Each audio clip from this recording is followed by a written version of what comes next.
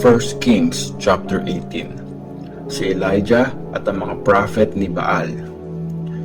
Pagkalipas ng panahon, sa pangatlong taon ng tagtuyot, sabi ni Lord kay Elijah, "Pumunta ka at magpakita kay King Ahab, tapos magpapaulan ako sa lupa." Kaya pumunta si Elijah kay King Ahab. Nung time na yon, matindi ang tagutom sa Samaria. Pinatawag ni Ahab si Obadiah na in charge sa palasyo. Talagang tapat na wina-worship ni Obadiah si Lord. Nung pinapatay ni Jezebel ang mga prophet ni Lord, tinago ni Obadiah ang 100 sa kanila. Tig 50 ang bawat grupo sa isang kuweba. Binigyan niya sila ng pagkain at tubig. At sabi ni Ahab kay Obadiah, "Ikaw, mag-ikot ka sa lupain sa mga bukal at sa mga batis. Baka may mahanap tayong damo para di mamatay sa gutom ang mga kabayo at mga dangki at iba pang mga hayop." Kaya pinaghatian nila ang pupuntahan. Si Ahab sa isang direksyon, si Obadiah naman sa kabila. Habang nasa daan si Obadiah, nakasalubong niya si Elijah. Namukhaan ni Obadiah si Elijah. Nagbow at sinabi, "Kayo ba talaga yan, Sir Elijah?" Sumagot si Elijah, "Ako nga. Sabihin mo sa amo mo, nandito si Elijah." Sabi ni Obadiah, "Anong kasalanan ko sa inyo para ipaubaya niyo akong mamatay sa kamay ni King Ahab? Sumusumpa ako kay Lord na inyong Diyos. Pinapahanap kayo ng amo kong si Ahab sa lahat ng bansa at kaharian. Pag sinabi ng mga leader na wala kayo doon sa kanila, pinapasumpa niya sila na talagang di nila kayo nakita. At ngayon, ipapasabi niyo sa akin na nandito kayo? Paano pag naghiwalay tayo at tinangay kayo ng Espiritu ni Lord sa lugar na di ko alam? Tapos, pag nireport ko kay Ahab na nandito kayo pero wala naman pala, papatayin niya ako. Kahit pa mataas ang paggalang ko kay Lord mula pa nung bata ako. Hindi niyo ba nabalitaan, sir, kung anong ginawa ko nung pinapatay ni Jezebel ang mga prophet ni Lord, kung paano ko tinago ang 100 na prophet? Tig 50 ko silang tinago sa kuweba at binigyan ng tinapay at tubig. Tapos ngayon, pinapasabi nyo sa amo ko na nandito kayo? Papatayin niya ako." Sumagot si Elijah, "Sumusumpa ako kay Lord na makapangyarihan na pinagsisilbihan ko. Magpapakita ako sa hari ngayon." Kaya pinuntahan ni Obadiah si King Ahab at sinabi sa kanya ang mensahe. At pinuntahan ni Ahab si Elijah. Nung nakita siya ni Ahab, sabi sa kanya nito, "Ikaw ba yan, yun ang gugulo sa Israel?" Sumagot si Elijah, "Hindi ako ang nanggugulo kundi ikaw at ang lahi ng tatay mo, dahil tinalikuran nyo ang mga utos ni Lord at sumunod sa mga Baal. At ngayon, ipatawag at i-gather mo ang lahat ng Israelites at harapin nila ako sa Mount Carmel. Isama nyo na rin ang 450 na prophet ni Baal at ang 400 na prophet ni Asherah na mga palamunin ni Jezebel." Kaya pinatawag ni Ahab ang lahat ng Israelites pati na ang mga prophet at nag-gather sila sa Mount Carmel. Lumapit si Elijah sa mga tao at sinabi, "Hanggang kailan kayo magdadalawang isip? Kung si Lord ang Diyos, sundin niyo siya. Kung si Baal, siya ang sundin niyo." Hindi nagsalita ang mga tao. Nagsalita ulit si Elijah, Ako na lang ang natitirang prophet ni Lord, pero ang mga prophet ni Baal, 450 pa sila. Bigyan niyo kami ng 2 toro. Papiliin niyo sila ng 1 toro para sa kanila. Pagpira-pirasuhin ito at ilatag sa kahoy, pero huwag silaban ng apoy. Ako naman, Iriredy ko yung isang toro at ilalagay ko sa kahoy pero wala ding apoy. Tapos, mag-pray kayo sa Diyos nyo at ako naman magpe-pray kay Lord. Kung sino ang sumagot gamit ang apoy, siya ang totoong Diyos. Nagsalita ang mga tao, payag kami dyan. Tapos, sabi ni Elijah sa mga prophet ni Baal, pumili na kayo ng toro nyo. Mauna na kayong maghanda since marami kayo. Mag-pray kayo sa Diyos nyo pero huwag kayong magsindi ng apoy. At kinuha nila ang toro na dinala sa kanila. Hinanda ito at nag-pray sila kay Baal mula umaga hanggang tanghali. Sabi nila, O Baal, sumagot ka. Pero walang nagsalita, walang sumagot. Nagsasasayaw sila sa paligid ng altar na ginawa nila. Nung tanghali na, inasar sila ni Elijah. Lakasan niyo pang mag-pray, Diyos naman siya.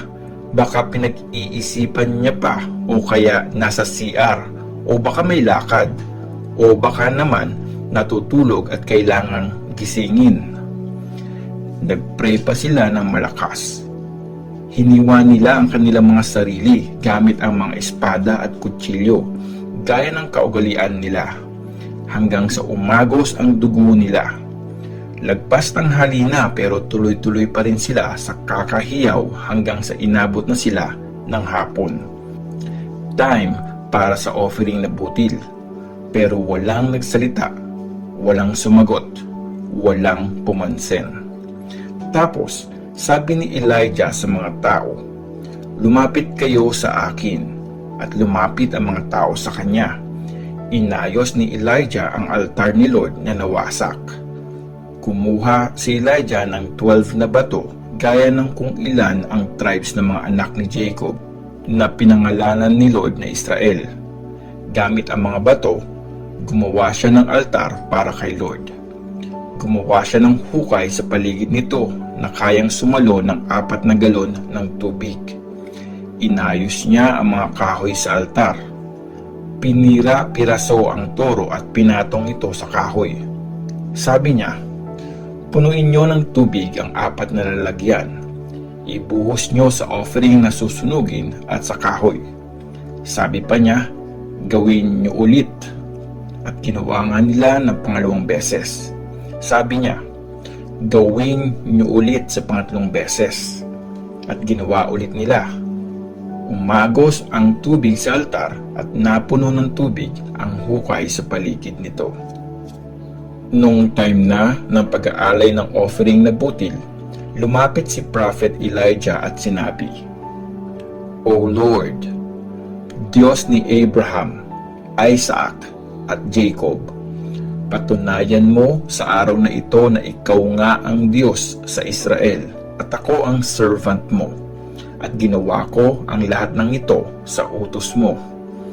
Sagutin mo ako, O Lord, sagutin mo ako para malaman ng mga taong ito na ikaw, O Lord, ang Diyos at gusto mong magbalik loob sila sa iyo. Nagpadala ng apoy si Lord at tinupok nito ang offering na susunugin, ang kahoy, ang mga bato, abo, pati na rin yung tubig sa hukay na pumapaligid sa altar.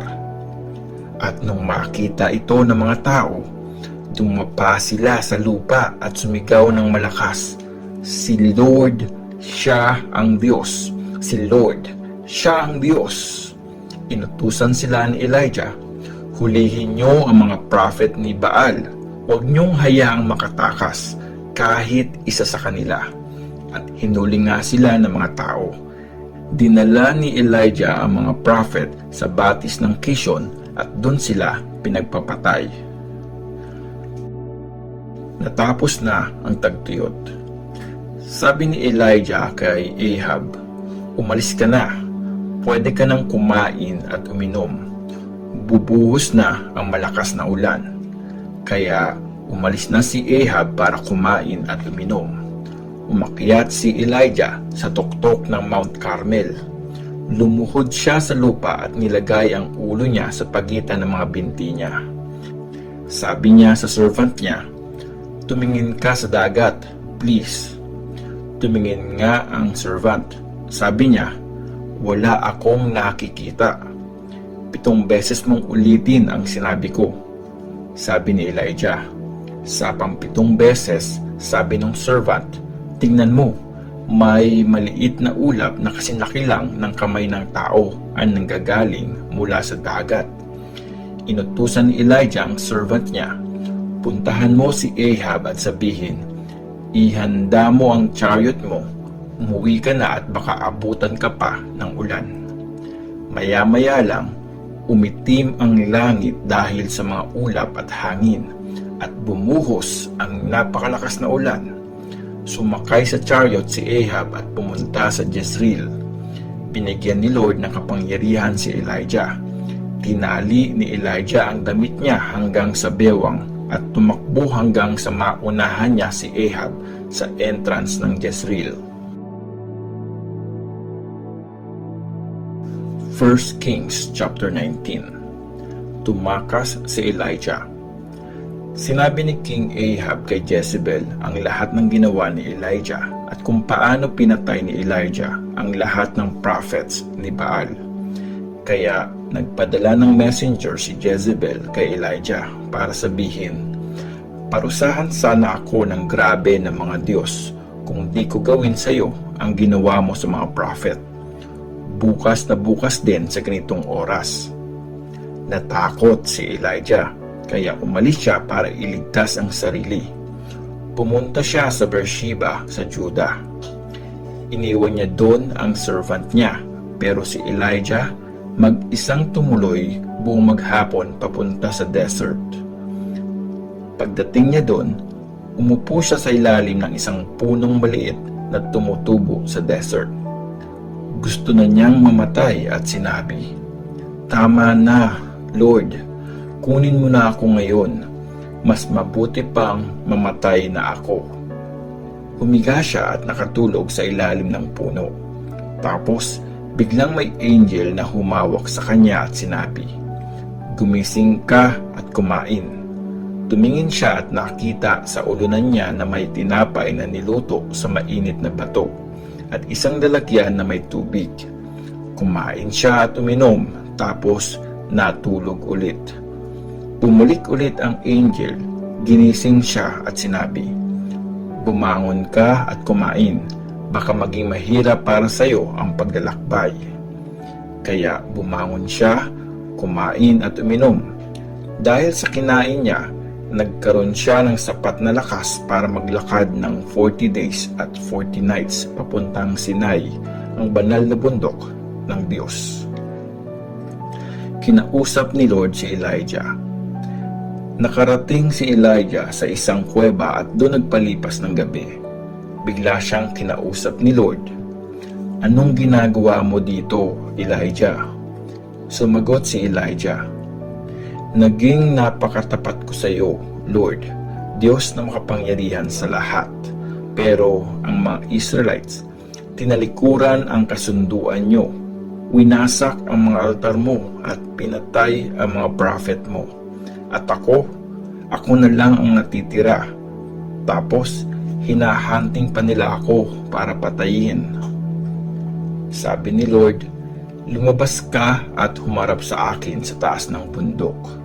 At biglang dumaan si Lord at umihip ang napakalakas na hangin na bumiyak sa mga bundok at dumurog sa mga bato. Pero wala si Lord sa hangin. Pagkatapos ng hangin, lumindol, pero wala si Lord sa lindol. Pagkatapos lumindol, nagkasunog, pero wala si Lord sa apoy. Pagkatapos ng sunog, may malumanay na bulong. Nung narinig ito ni Elijah, pinalot niya ng balabal ang mukha niya. Lumabas siya at tumayo sa bukana ng kuweba. Tapos may boses siyang narinig na nagsasabi, "Anong ginagawa mo dito, Elijah?" Sumagot si Elijah, "Naging napakatapat ko sa iyo, Lord, Diyos na makapangyarihan sa lahat. Pero ang mga Israelites, Tinalikuran ang kasunduan nyo, winasak ang mga altar mo, at pinatay ang mga prophet mo. At ako na lang ang natitira. Tapos, hinahunting pa nila ako para patayin. Sabi sa kanya ni Lord, bumalik ka sa dinaanan mong desert pa Damascus. Pagdating mo doon, buhusan mo ng oil sa ulo si Hazael at gawin mo siyang hari ng Syria. Tapos, buhusan mo din ng oil si Jehu na anak ni Nimshi at gawin mo siyang hari ng Israel. Buhusan mo ng oil pati na si Elisha na anak ni Shaphat na taga Abel Mehola bilang kapalit mong prophet. Sino mang makakataka sa espada ni Hazael, papatayin ni Jehu. At sino mang makakataka sa espada ni Jehu, papatayin ni Elisha. Pero magtitira ako ng 7,000 na tao sa Israel, mga taong hindi lumuhod o humalik kay Baal. Ang pagtawag kay Elisha. At umalis na nga doon si Elijah at nakita niyang nag-aararo si Elisha na anak ni Shaphat. May 12 na pares ng baka si Elisha. Sa huling pares, siya nakaalalay. Dinaanan siya ni Elijah at sinuot sa kanya ang balabal nito. Iniwan ni Elisha ang mga baka. Humabol kay Elijah at sinabi, magbababay lang ako sa tatay at nanay ko. Please, tapos sasama ako sa iyo. Sumagot si Elijah, sige, umuwi ka. Di naman kita pinipigilan. Bumalik nga sa kanila si Elisha. Kinatay niya ang mga baka niya. Nilaga ang laman ng mga ito at ginamit na panggatong ang pamatok nila. Pinakain niya ito sa mga tao. Tapos sumunod siya kay Elijah at naging assistant nito.